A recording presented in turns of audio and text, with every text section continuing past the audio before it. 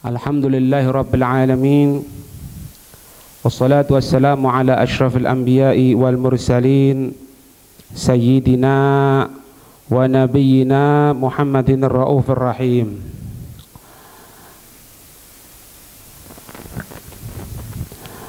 Alhamdulillah, di malam hari ini kita kedatangan tamu-tamu kita dari Surabaya,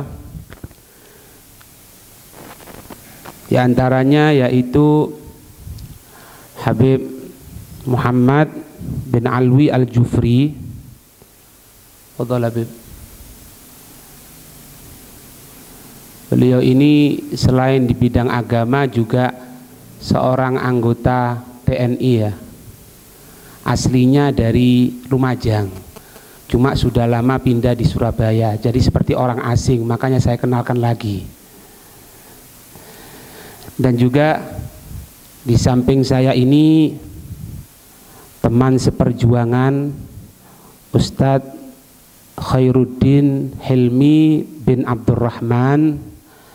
Beliau ini dulu lulusan dari Pondok Darul Lughah wa Da'wah Habib Hasan Baharun, tapi zaman dulunya. Jadi ketika Habib Hasan masih belum memiliki pondok, masih berada di Bangil, beliau sudah belajar. Kemudian melanjutkan ke akademik di IAIN Sunan Ampel dan mendapatkan gelar SAK, bukan bahasa Arab. Kalau bahasa Arab ragu nanti, tapi sarjana agama. Dan beliau ini juga mudir dari Pondok Al-Hashimi yang ada di Surabaya. Maka dengan segala kerendahan hati kita meminta untuk beliau memberikan tausiah kepada kita.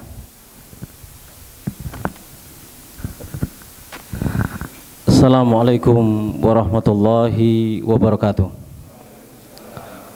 Innal hamdalillah wassalatu wassalamu ala Rasulillah Sayyidina Muhammadin ibni Abdullah wa ala alihi wa sahbihi man wala. Subhanaka la ilma lana illa ma 'allamtana innaka antal alimul hakim wa tub alaina innaka antat tawwabur rahim. Amma ba'du, usikum wa nafsi bi taqwallah faqad fazal muttaqun. Ma'asyiral habaib, terutama guru kita bersama Al Habib Umar bin Shalih Al Hamid, Al Habib Muhammad Al-Jufri, dan para habaib yang lainnya, para masyayikh, para asatid, hadirin yang dimuliakan oleh Allah Subhanahu wa taala. Alhamdulillah, di malam hari ini kita diizinkan oleh Allah Subhanahu wa taala bermuajahah di masjid yang mulia ini, di tempat yang suci ini. Mudah-mudahan kesempatan bertemu semacam ini diizinkan di masjid ini, juga diizinkan kelak pada hari kiamat bersama baginda Nabi Muhammad sallallahu alaihi wasallam. Apalagi beliau Habib Umar ini berkecimpung dalam bidang ilmu agama atau penyebaran atau penyambung lidah baginda Nabi Muhammad sallallahu alaihi wasallam. Tugas beliau, pekerjaan beliau adalah pekerjaan yang paling mulia. Karena apa yang beliau lakukan adalah apa yang dilakukan oleh baginda Nabi Muhammad sallallahu alaihi wasallam. Bu'ithu mu'alliman, kata Rasulullah, aku diutus sebagai guru, sebagai murabbi dan pendidik yang asalnya tidak kenal Allah menjadi kenal Allah Subhanahu wa taala. Sehingga Sayyidina Ali bin Abi Thalib dalam Ihya menyebutkan, mal fakhru illa li ahli ilmi innahumu alal huda liman istahda adillahu fafus bi ilmin ta'is hayyan bihi adbada annasu mauta wa ahlul ilmi ahya'u. Ada lanjutannya sebetulnya, wa qadru kulli imri'in ma kana yuhsinuhu wal jahiluna li ahli ilmi a'da'u. Kalau kita ingin mulia, tidak ada lain kecuali kita mengambil alih atau mengambil peran apa yang dilakukan oleh Rasulullah. Rasulullah adalah makhluk yang paling mulia, jelas tugasnya adalah yang paling mulia. Itu dakwah seperti ini. Yang dimaksud dakwah seperti ini bisa jadi perannya seperti Habib Umar, bisa jadi perannya yang lainnya sebagai orang yang hadirin, bisa jadi perannya mungkin yang bagian teknisinya atau pengembangan dakwahnya, tapi yang jelas satu, dalam rangka mensyiarkan agama Allah Subhanahu wa taala. Semuanya mendapatkan nilai dan pahala tersendiri, semuanya akan mendapatkan ridha Allah Subhanahu wa taala. Kalau kita pelajari sejarah para sahabat Nabi SAW, ratusan ribu jumlah mereka, semua mereka dipuji oleh Allah Subhanahu wa taala. As-sabiqunal awwaluna minal muhajirin wal ansar dan seterusnya. Wattaba'uhum bi ihsan radhiyallahu anhum wa radu an dan seterusnya. Allah memuji mereka, Allah meridhai para sahabat. Kata Al-Imam Ghazali, yang menjabat menjadi pejabat gubernur ataupun amirul mukminin yang mengurusi urusan umat Islam itu hanya segelintir para sahabat, mungkin belasan atau puluhan, tidak sampai 50 orang sahabat. Tapi mereka kedudukannya, kemuliaannya sama di mata Allah Subhanahu wa taala. Karena satu sama lain di antara mereka saling mendukung, tidak berebut tapi saling menguatkan. Karena memandang dakwah baginda Nabi Muhammad adalah segala-galanya. Sebagaimana dikatakan dalam sebuah hadis, Rasulullah SAW menyebutkan, ma'amalul birri fil jihadi illa kabaskotin fil bahri. Kita beribadah, kita berwirid dibanding dengan pahala jihad, maka ibadah kita itu nilainya seperti meludah, sedangkan pahala jihad itu seperti lautan jumlah besarnya. Sebaliknya, ma'amalul birri wal jihadi fi thalabil ilmi, yang kelihatannya tidak ada arti, tapi kalau saling mendukung satu sama lain, pahala kita duduk sesaat ini jauh lebih besar. Pahala jihad dan beribadah dikumpulkan jadi satu dengan pahala thalabul ilm duduk seperti ini jauh lebih besar. Bahkan pahala beribadah dan jihad sama seperti ludah, walaupun sudah dikumpulkan menjadi satu, sedangkan pahala duduk thalabul ilm seperti ini sama seperti lautan, kata baginda Nabi Muhammad sallallahu alaihi wasallam. Oleh sebab itu, kalau ada di antara kita yang tidak peduli tentang dakwah yang dilakukan oleh Habib Umar, dakwatul Mustafa atau dakwah-dakwah yang lainnya yang tanpa ada kepentingan apapun kecuali ridha Allah dan ridha Rasulullah SAW, bagi mereka yang tidak mendukung dan mengingkari, maka ancamannya sangat jelas dalam surat Az-Zumar. Wasiqal ladzina kafaru ila jahannama zumara hatta idza ja'uha futihat abwabuha wa qala lahum khazanatuha alam ya'tikum rasulun minkum wa yundirunakum wa yatluna 'alaikum ayati rabbikum wa yundirunakum liqa'a yaumikum hadza qalu bala walakin haqqat kalimatul adzab 'alal kafirin. Kata Allah, orang-orang yang ingkar kepada dakwah baginda Nabi Muhammad sudah tidak berbuat malah menghalangi, sudah tidak berperan malah menghujat, sudah tidak membantu malah membenci. Maka orang yang semacam ini berarti ingkar kepada dakwah baginda Nabi Muhammad, sebagaimana ingkarnya orang-orang kafir terhadap baginda Nabi Muhammad sallallahu alaihi wasallam. Orang semacam ini akan digiring, dibentak dan dihinakan oleh malaikat, digiring masuk neraka Allah Subhanahu wa taala. Dibukakan pintu neraka lebar-lebar, dilempar mereka sambil dihujat oleh para malaikat. Dan malaikat berkata kepada mereka, alam ya'tikum rasulun minkum yatluna 'alaikum ayati rabbikum. Tidakkah ada majelis ilmu, bukan rasul, harus nabi dan rasul, bukan? Tidakkah ada media dakwah seperti dakwatul Mustafa di Lumajang ini, atau dakwah yang lainnya? Kenapa kamu melanggar agama? Kalau dia menjawab, saya tidak mengerti Allah, saya melanggar agama. Kenapa kamu tidak belajar? Kan ada media dakwah. Kenapa kamu tidak manfaatkan? Kalau kamu tidak bisa hadir di masjid Al Khairat kalau tidak salah ya, minimal kan buka, karena ada media dakwahnya, dakwatul Mustafa, setel radionya. Kenapa kamu tidak mendengarkan? Kata Allah Subhanahu wa taala, alam ya'tikum rasulun minkum yatluna 'alaikum ayati rabbikum, membacakan ayat-ayat suci Al-Qur'an, membacakan keterangan-keterangan baginda Nabi Muhammad.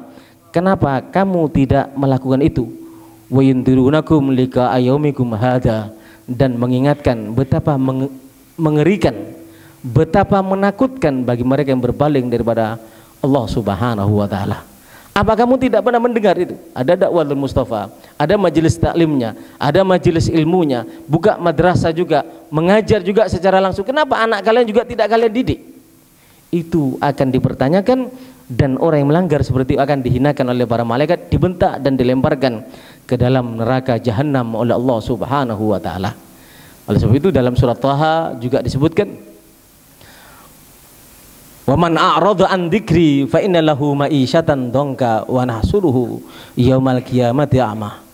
Siapapun yang enggan dengan dakwah baginda Nabi Muhammad, berdakwah fastabiqul khairat, saling membantu, saling ambil peran, bukan saling menjatuhkan ataupun saling menghujat, tapi saling membantu bagaimana dakwah Islam bisa berhasil. Tapi bagi mereka yang berpaling, waman a'rada an dzikri, tidak mau diingatkan seperti itu, fa innalahu ma'isyatan dhanka, hatinya penuh dengan kebencian. Wal iyadzubillah, ada pengajian kita benci hati kita, itu penyakit, berarti benci kepada dakwah baginda Nabi Muhammad. Ada majelis dakwah sudah tidak berperan, tidak mendukung dengan biaya ataupun menghadiri, malah juga menghujat. Orang semacam ini hidupnya fa innalahu ma'isyatan dhanka, hidupnya penuh dengan kesempitan dadanya, sesak. Wa nahsyuruhu yaumal qiyamati a'ma, tatkala dibangkitkan dari alam kubur, di mana di padang mahsyar dalam keadaan yang sangat menakutkan, dia pun dibangkitkan oleh Allah dalam keadaan buta. Tatkala dia bertanya kepada Allah, lima hasyartani a'ma wa qad kuntu basira, ya Allah, kenapa kau bangkitkan aku dalam keadaan buta, padahal aku di dunia, jangankan min, pakai kacamata tidak pernah, min atau plus, sakit mata tidak pernah, mataku sehat ya Allah, mulai umur muda sampai tua sampai mati tidak pernah sakit mata. Tapi kenapa engkau ya Allah kau bangkitkan aku dalam keadaan buta, dalam keadaan hari yang sangat menakutkan ini? Dijawab oleh Allah, kadzalika atatka ayatuna fanasitaha wa kadzalikal yauma tunsa.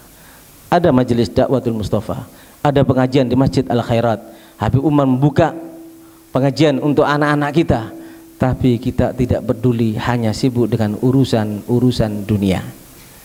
Hanya sekolah, yang penting mempunyai titel, mempunyai pekerjaan, urusannya hanya terbatas hanya di dunia saja. Oleh sebab itu kata Allah, kamu tidak menghiraukan berarti mata hatimu buta. Oleh sebab itu kubangkitkan kamu dalam keadaan buta. Di samping itu juga, sebagaimana yang telah disebutkan dalam ayat ini, juga digiring, dibentak, dihinakan, disiksa, dilempar ke dalam neraka jahanam karena kita tidak peduli. Tatkala ditanya, apa tidak ada majelis, atau apa tidak ada guru, apa tidak ada dakwatul Mustafa, apa tidak ada yang mengingatkan kamu? Orang yang lupa kepada Allah, dia akan berkata, qalu bala, ada ya Allah, bahkan satu dinding sama saya, ada ya Allah. Bahkan Habib Umar kalau lewat mau ngajar di dakwatul Mustafa atau mendatangkan para penceramah, lewat di kampung saya sudah satu kampung sama Habib Umar, tapi tidak pernah mendukung. Qalu bala walakin haqqat kalamatul adzab alal kafirin. Bagi mereka yang ingkar, pantas ya Allah aku atau kami untuk disiksa dalam neraka jahanam, dalam neraka yang sangat menakutkan dan mengerikan. Sehingga Allah mengatakan melalui para malaikat, qilat khulu abwaba jahannama khalidina fiha fabi'sa maswal mutakabbirin.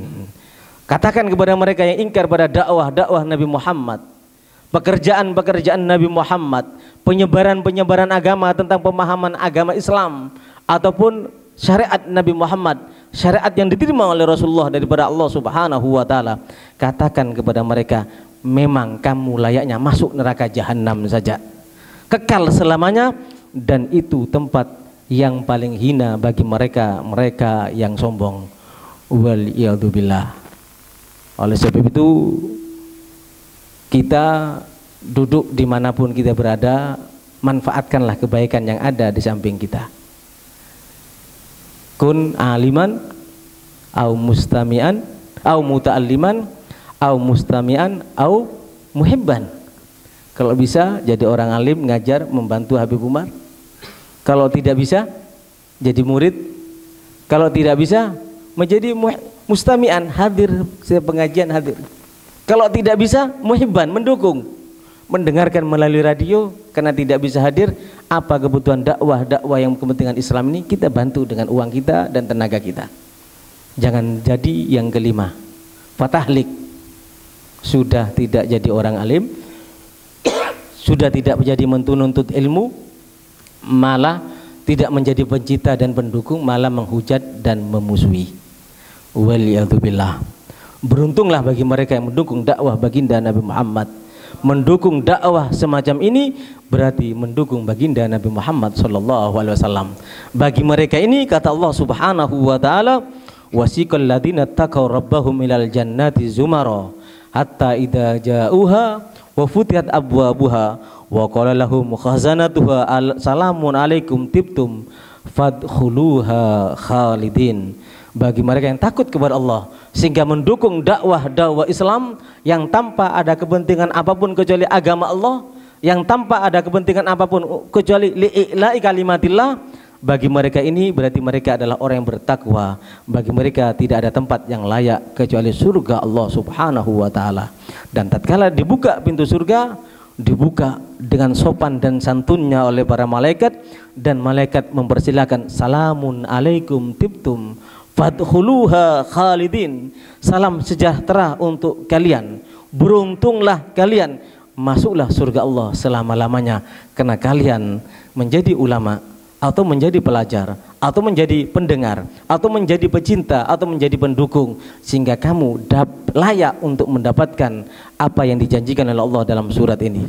Oleh sebab itu, ya hadirun al-muhtaramun, jangan kita terlalu khawatir dengan urusan dunia kita sampai akhirat kita tinggalkan, seakan-akan kita hidup selama-lamanya. Coba kita lihat satu kejadian kepada Nabi Yakub. Allah Subhanahu wa taala pernah bertanya kepada Nabi Yakub, atadri lima farraqtu bainaka wa baina Yusuf. Wahai Yakub, tahukah kamu kenapa aku pisahkan kamu dengan putramu tercinta Nabi Yusuf? Kata Allah, kata Nabi Yakub, saya tidak tahu ya Allah. Dijawab oleh Allah Subhanahu wa taala, ini annaka qulta, karena kamu telah berkata, akhafu ayyakulahu dhi'bu, saya takut kalau Yusuf dibawa oleh saudaranya dimakan oleh serigala. Wa antum anhu wafilun, dan kamu lalai untuk menjaga Yusuf. Allah mengatakan lima khifta ad-dhi'ba walam tarjuni, kenapa kamu takut kepada serigala tapi kamu tidak berharap kepadaku. Walima nadharta ila ghaflati ikhwati walam tandur ila hifdi lahu, kenapa kamu mengharapkan penjagaan saudara Yusuf tapi kamu tidak berharap kepada penjagaanku. Artinya apa? Kekhawatiran kita kalau anak kita tidak umumnya tidak mendapat excellent, ya, nomor yang number one, yang paling bagus, yang mumtaz, khawatir nanti makan apa, dimakan serigala, dimakan massa, berarti tidak bisa hidup di dunia ini. Kenapa kamu takut? Kalau anakmu belajar agama, kenapa kamu takut tidak makan? Dimakan oleh serigala massa ini, dimakan, tidak bisa makan dalam kehidupan ini. Kenapa kamu takut seperti itu? Dan kamu khawatir anakmu tidak hidup, seakan-akan tidak ada jaminan. Kenapa kamu tidak yakin kepada jaminan Allah Subhanahu wa taala? Seperti itulah teguran Allah kepada Nabi Yakub. Kenapa Allah memisahkan antara Nabi Yakub dengan Nabi Yusuf? Bukan tidak mungkin. Kalau kita khawatir, oh kalau belajar sama Habib Umar terus, ikut Habib Umar terus, apa makan qala Allah taala atau qala ulama atau qala Rasulullah. Ini semacam ini, orang tua yang semacam itu akan mendapatkan bala dari Allah Subhanahu wa taala. Anaknya akan diberi kegagalan dalam urusan dunia dan dia akan dipisahkan oleh Allah Subhanahu wa taala. Sedangkan Allah Subhanahu wa taala telah menyampaikan, wa ma min dabatin fil ardi illa 'alallahi rizquha wa ya'lamu mustaqarraha wa mustaudaha kullun fi kitabin mubin. Tidak ada binatang di muka bumi ini kecuali rezekinya sudah dijamin oleh Allah. Kalau kita masuk dalam laut, kita ambil batu yang paling keras, batu hitam, kita pecah batu hitam itu, pasti di situ ada binatang yang hidup. Siapa yang ngasih makan? Allah Rabbul Alamin. Apalagi kita yang beriman kepada Allah Subhanahu wa taala. Habib Abdullah bin Alawi bin Muhammad Al-Haddad menyampaikan, innallaha takaffala li talibil ilmi. Ya. Allah Subhanahu wa taala menjamin penuntut ilmu agama rezeki tersendiri. Jaminan ini khusus, bukan jaminan yang ada dalam ayat. Gampangnya saja sudah. Coba lihat kehidupan Habib Umar dengan orang-orang yang bertitel. Beliau santai ke masjid, dakwah, ngajar, sama Allah dijamin. Diberi ketenangan, karena rezeki itu bukan hanya kemewahan dan kelimpahan harta, bukan. Namanya rezeki, ketenangan, urusan terselesaikan, hajat, ingin apapun dikabulkan, mau umroh diumrohkan sama Allah ya. Mau ziarah Hadramut dikabulkan sama Allah, mau punya radio dikabulkan oleh Allah Subhanahu wa taala. Kalau kita betul-betul berjuang untuk Allah, intan surullah yansurukum wa yusabbit aqdamakum. Yang jadi masalah kita yakin apa tidak kepada Allah Subhanahu wa taala. Inilah ikhwani fillah, keimanan kita ini harus kita pertahankan. Terutama pada zaman di mana zaman ini orang sudah anti ilmu agama.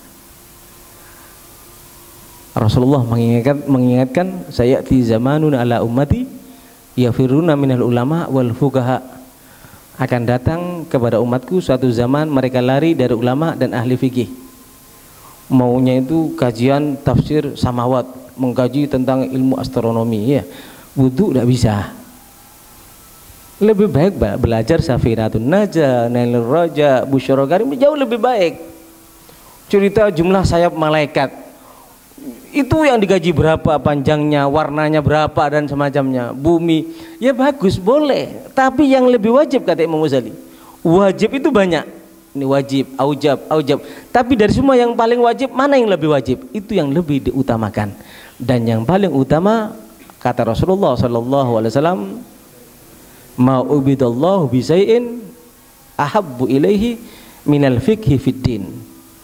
Amalan yang paling dicintai oleh Allah Subhanahu wa taala dari semua amalan di muka bumi ini tidak ada melebihi amalan memahami agama atau mengkaji ilmu agama.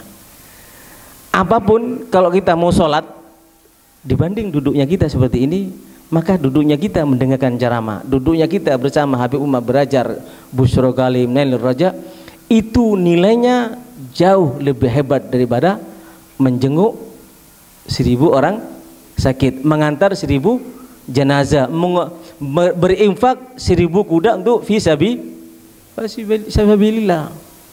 Kapan kita akan bisa kuat ibadah seperti Imam Ali Zainal Abidin? Cukup duduk, mahabbah sama salaf, mahabbah kepada pendidikan Nabi Muhammad, pahalanya jauh lebih besar daripada itu. Hadirin yang dimuliakan oleh Allah Subhanahu wa taala, ada suatu cerita tentang hadis tersebut.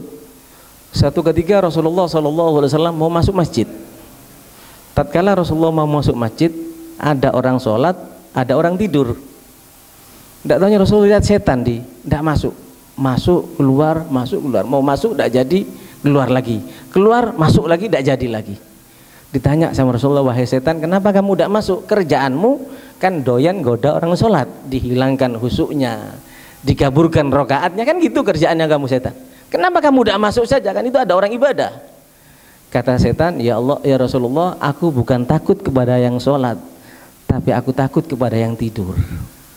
Kalau aku masuk, orang yang sholat itu bangun, saya goda orang yang sholat, lalu yang tidur itu bangun, lalu sholatnya orang yang ibadah itu salah, dibenarkan sama orang yang faqih tadi, rugi saya ya Rasulullah.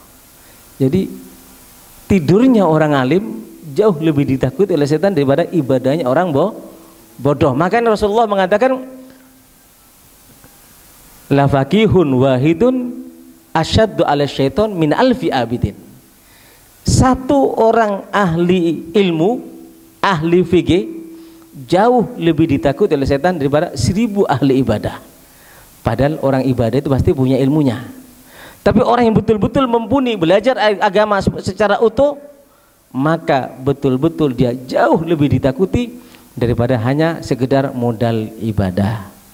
Oleh sebab itu, kalau ada majelis semacam ini, pengajian semacam ini, wajib kita hadir untuk menaikkan martabat dan kemuliaan kita di sisi Allah Subhanahu wa taala. Qul hal yastawil ladzina ya'lamun wal ladzina la ya'lamun, ay la yastawuna abadan la fid dunya wala fil akhirah. Katakan, kata Allah kepada Nabi Muhammad, kepada umatmu wahai Rasulullah, selamanya dari dunia hingga akhirat. Orang yang berilmu agama tidak akan sama dengan orang yang tidak berilmu agama.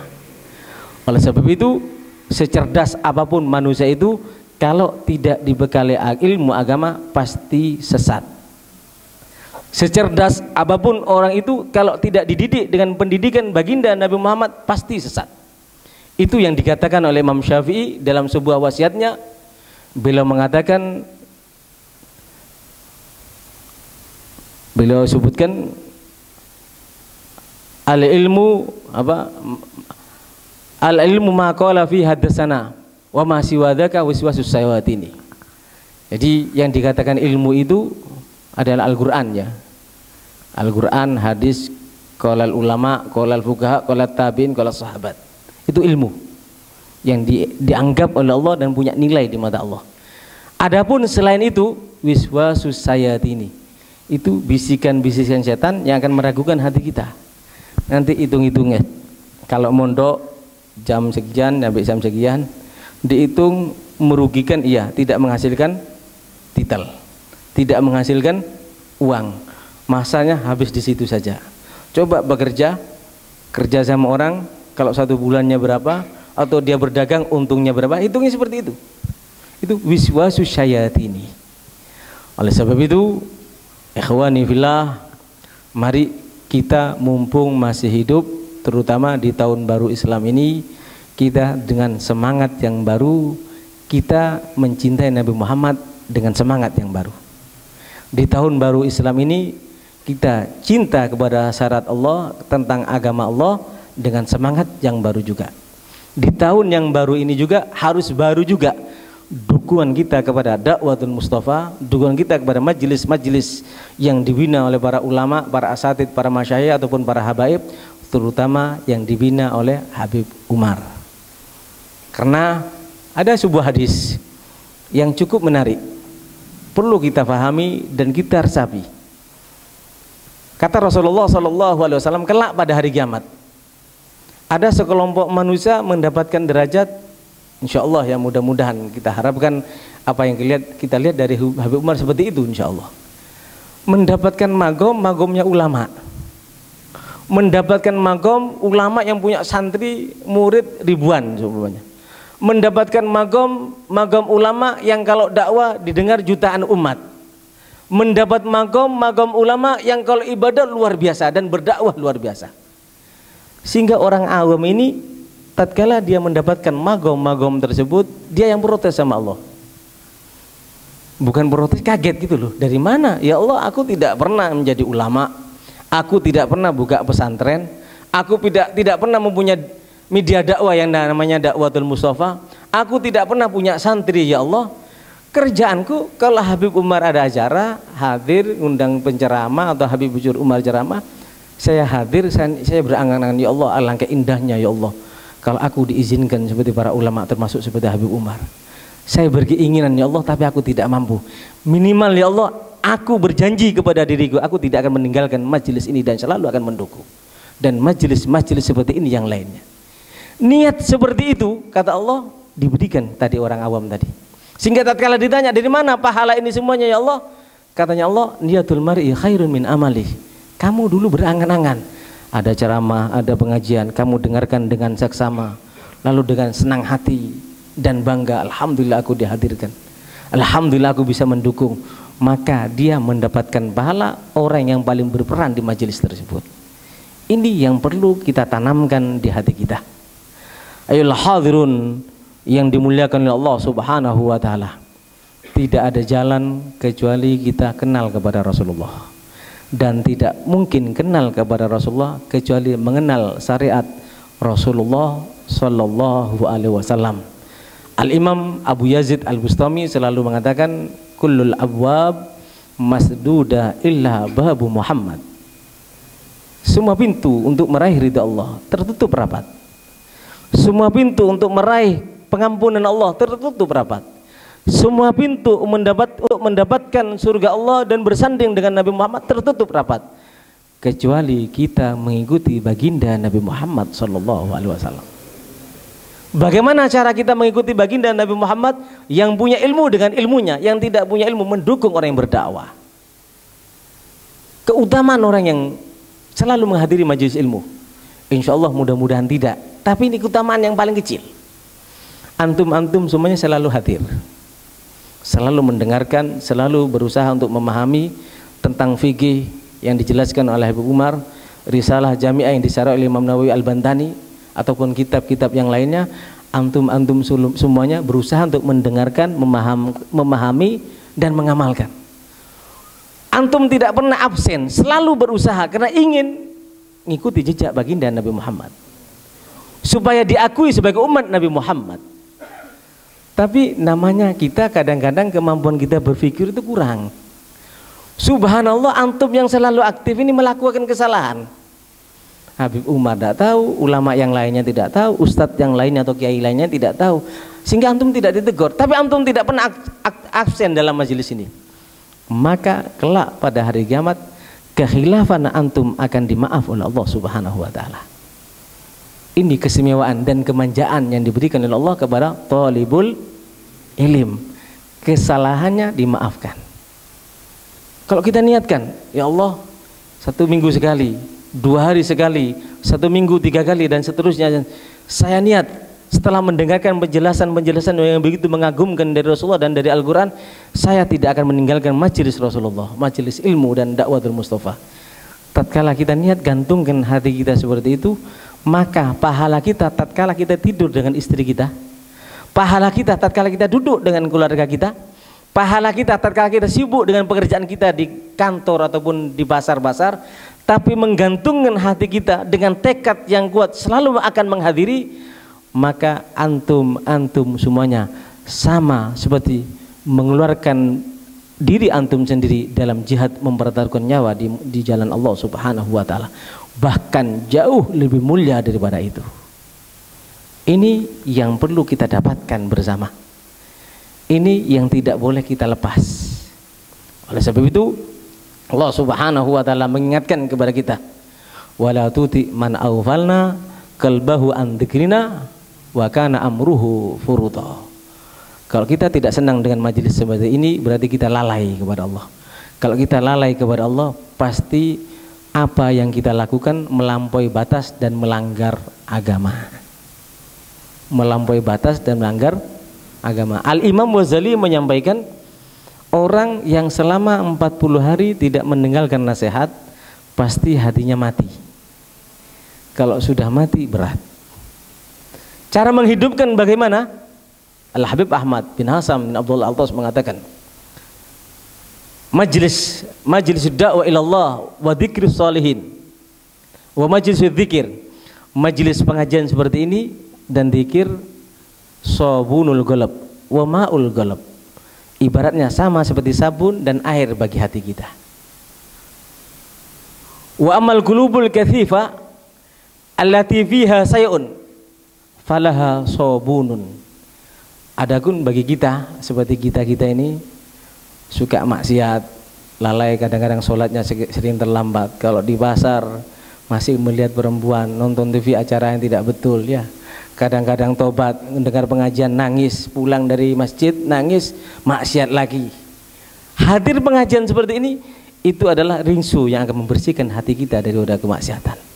Rinso yang akan memberi kekuatan kepada kita untuk meninggalkan kemaksiatan kepada Allah Subhanahu wa taala. Tapi bagi mereka, wa ammal qulub al-hayya falaha ma'un yuskiha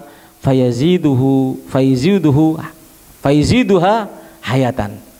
Adapun hati yang bersih, sebagai ustadz, sebagai dai, sebagai orang yang aktif di majelis ilmu, setelah mendengarkan, mengamalkan, ibadahnya dijaga, berbakti kepada orang tua, wiridnya dijaga, Al-Qur'annya dibaca dengan benar, sebagaimana sahabat tidak pernah tiap hari tidak membaca Al-Qur'an, berarti hati orang seperti ini adalah hidup.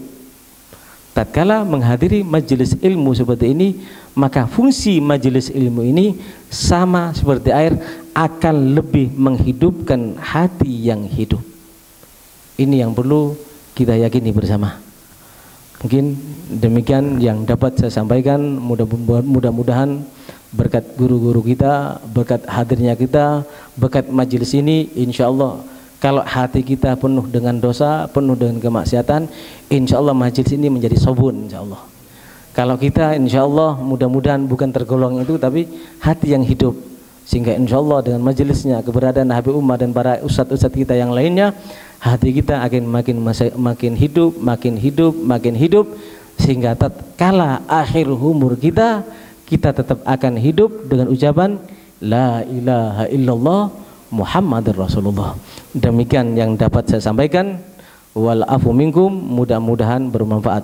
Bijahi Thahar Rasul, jud Rabbana bil qabul, wa hab lana kullasul, Rabbi istajib lil amin, Rabbi fanfa'na bi barakatihim, Rabbi fanfa'na bi barakatihim, wahdinal husna bi hurmatihim, wa amithna fi tariqatihim, wa amithna fi tariqatihim. Ya Allah, hidupkan kami dalam keadaan hati kami hidup. Hidupkan kami ya Allah dalam keadaan cinta kepada Nabi Muhammad, cinta kepada sahabat dan keluarga Nabi Muhammad, cinta kepada syariat Nabi Muhammad, cinta kepada umat Nabi Muhammad, cinta kepada majelis Nabi Muhammad, cinta ya Allah untuk mensyiarkan syiar baginda Nabi Muhammad sallallahu alaihi wasallam. Hidupkan kami ya Allah, amitna alaiha ya hayyu, amitna alaiha ya mumit, wa bathana alaiha ya ba'ith, yauma la yanfa'u malun wala banun illa man atallaha biqalbin salim. Wal afwa minkum, wassalamualaikum warahmatullahi wabarakatuh. Jazakumullah khair. Kita ucapkan terima kasih kepada Ustadz Khairuddin yang sudah memberikan ceramahnya, nasihatnya kepada kita semuanya. Saya teringat satu ucapan yang disampaikan oleh Kiai Abdullah Fakih Tuban ketika beliau beberapa jam sebelum beliau wafat. Salah satu muridnya menceritakan, aku membarengi beliau ketika beliau akan wafat. Kemudian setelah beliau berpesan beberapa pesan, ada satu pesan yang katanya beliau itu diulang-ulangi terus. Apa pesannya beliau tadi itu? Pesan ini cukup singkat tapi diulang-ulangi terus oleh beliau. Dikatakan, kalau kamu ingin tetap Islam ini jaya, kalau kamu ingin tetap Islam ini ada di muka dunia ini dengan kewibawaannya, maka katanya beliau, jangan tinggalkan untuk mengajar, jangan tinggalkan untuk memberikan faedah, jangan tinggalkan untuk memberikan ilmu. Itu yang diulang-ulangi. Katanya muridnya tadi itu sampai diulangi 2-3 kali. Kemudian beliau nutup juga, katanya beliau, dan jangan kamu tertipu dengan perkumpulan-perkumpulan walaupun dohirnya itu seolah-olah agama, tapi di situ kosong dari ilmu. Jangan tertipu.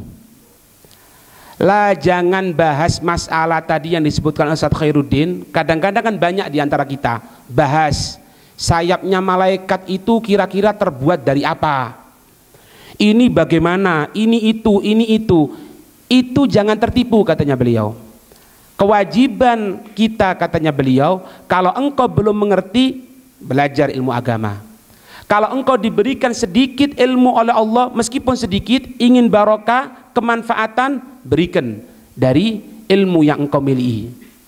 Habib Ali Al-Jufri beliau mengatakan, salah satu murid besarnya Habib Umar, beliau mengatakan, andai saja engkau masuk kamar mandi, di dalam kamar mandi engkau gunakan sunnahnya Rasulullah, engkau masuk mendahulukan kaki kiri, kemudian engkau menggunakan alas kaki, engkau menggunakan penutup, di dalam kamar mandi engkau gunakan adabnya Rasulullah, keluar dari kamar mandi engkau gunakan adabnya Rasulullah, mendahulukan kaki kanan dan lain sebagainya, katanya beliau, maka engkau akan mendapatkan 1/10 dari keberkahan ilmu. Apa keberkahan ilmu ini, Pak? Keberkahan ilmu itu sesuatu yang diberikan akan memberikan kemanfaatan kepada dirinya lebih-lebih dan juga kepada yang lainnya. Itu berkah namanya. Ini yang perlu kita camkan, hadirin. Dan yang terakhir, kita harus ingat, kita harus tahu bahwasanya Islam ada di muka dunia ini, khususnya di tempat kita di Jawa ini, bukan dengan cara apapun, tapi dengan apa? Dakwah, penyampaian ilmu. Kapan orang sudah kosong tentang penyampaian ilmu, yang dibahas cuma simposium, bedah buku dan lain sebagainya, kosong dari ilmu, Islam akan jatuh. Islam akan kosong. Lihat Pak, Spanyol dulu negara Islam, sekarang hancur jadi negara kafir. Kita tidak mau itu terjadi. Makanya kita sama-sama jaga. Yang sudah mendapatkan ilmu meskipun sedikit, ajarkan. Yang tidak ngerti, belajar, mendapatkan kemuliaan di sisi Allah. Amin ya rabbal alamin. Dan juga